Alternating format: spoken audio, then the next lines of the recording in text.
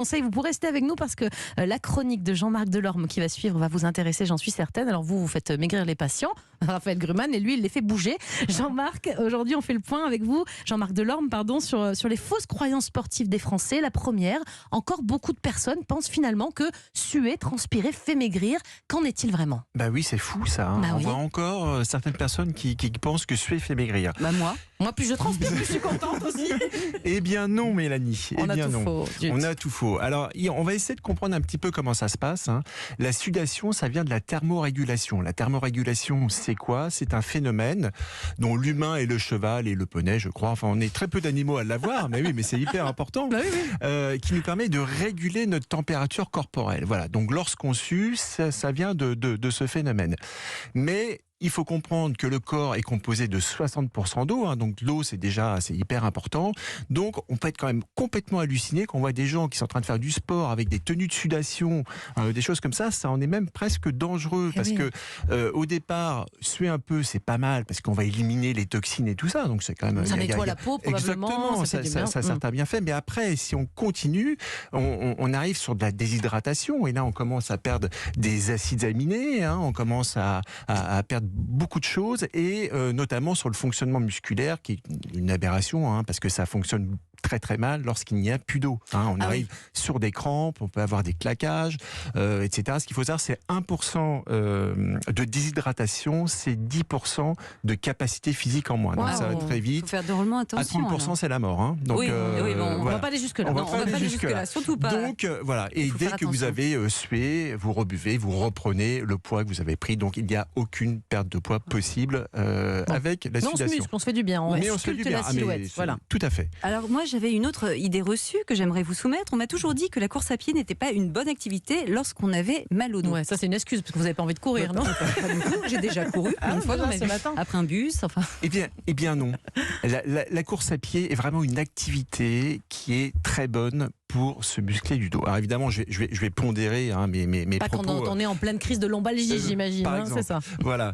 Mais d'après une étude australienne donc de 2017 de Bella Videkin, on a constaté, en plus sur des gens qui commençaient à courir, donc qui n'étaient pas forcément ultra musclés, qu'une course à 9 km/h permettait de réhydrater un petit peu les disques intervertébraux et les rendait plus épais. Donc il y a déjà un premier bienfait qu'on a constaté pour ça. Et puis le deuxième bienfait, c'est lorsque l'on court, on muscle tous les muscles qui sont le long de la colonne vertébrale. Je crois que c'est un slogan même de la Sécu, le mouvement, le traitement, le meilleur traitement, c'est le mouvement dans le mal de dos. Ils ont totalement raison. Donc la course à pied est évidemment une très bonne activité pour le dos, à condition bien sûr de savoir courir, parce que la course à pied, tout le monde pense que c'est inné et ça ne l'est pas. On apprend à faire du ski, on apprend à faire du tennis, on apprend à courir. Je crois que vous nous apprendrez une autre fois, parce que je crois que quand je cours, mon mari me dit toujours que j'ai une sale allure. Donc vous allez nous apprendre comment bien courir. Si vous attaquez vraiment frontalement par le talon, jambes tendues, sur du macadam, pendant une heure alors que vous n'avez jamais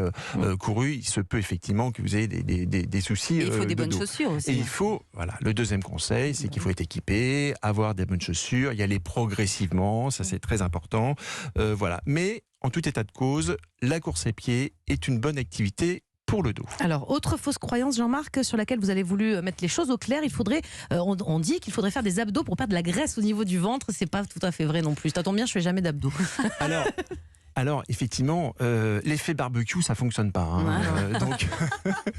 Donc, et en plus, ça peut être pire parce que si vous faites, vous savez, les abdos traditionnels, type Rocky Balboa, là, qu'on fait des relevés de buste.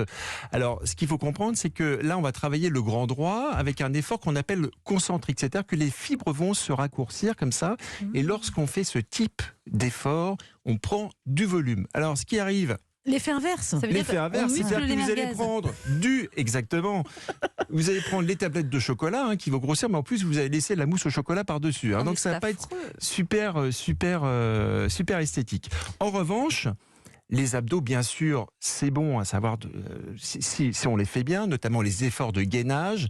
Sur les coudes, l'espèce de planche, les espèces de planches, etc. Où là, ça va, on va faire travailler le transverse qui, lui, par sa contraction, va permettre de réduire la périphérie abdominale. Oui. Donc ça, c'est pas mal. Hein. Alors très rapidement, une autre idée très répandue, il faudrait soi-disant s'étirer après notre séance de sport pour avoir moins de courbatures. Voilà, alors ça c'est complètement faux. Ah bon C'est pareil, voilà. Alors pour les étirements vont permettre de remettre un petit peu la course initiale des muscles. Mais les courbatures viennent d'un effort de freinage, qu'on fait des squats par exemple, ou qu'on court un petit peu puissamment, je dirais. On va avoir des fibres qui vont se casser. Et ces fibres, une fois cassées, il faut attendre. La cryothérapie, il faut se reposer. La cryothérapie marche pas mal, mais il faut juste se reposer. Et les étirements, en aucun cas, ne réduiront les courbatures et même peuvent les aggraver parce que si vous avez fait un effort intense, excentrique, qui vont casser les fibres, et ben ça peut encore plus en casser si vous faites les étirements. Donc on ne s'étire pas, mais on marche un petit peu, voilà. Exactement, oui, et quitte à faire les étirements, par exemple, 48 heures après, c'est vraiment parfait. Voilà. Comme ça, on a gagné du temps. Allez, merci beaucoup Jean-Marc Delorme, merci avec aussi plaisir. à vous Raphaël Grumman d'avoir été avec nous ce matin, vous qui nous écoutez, on l'espère, cette émission vous a fait du bien, on se retrouve dès demain à 11h et Julia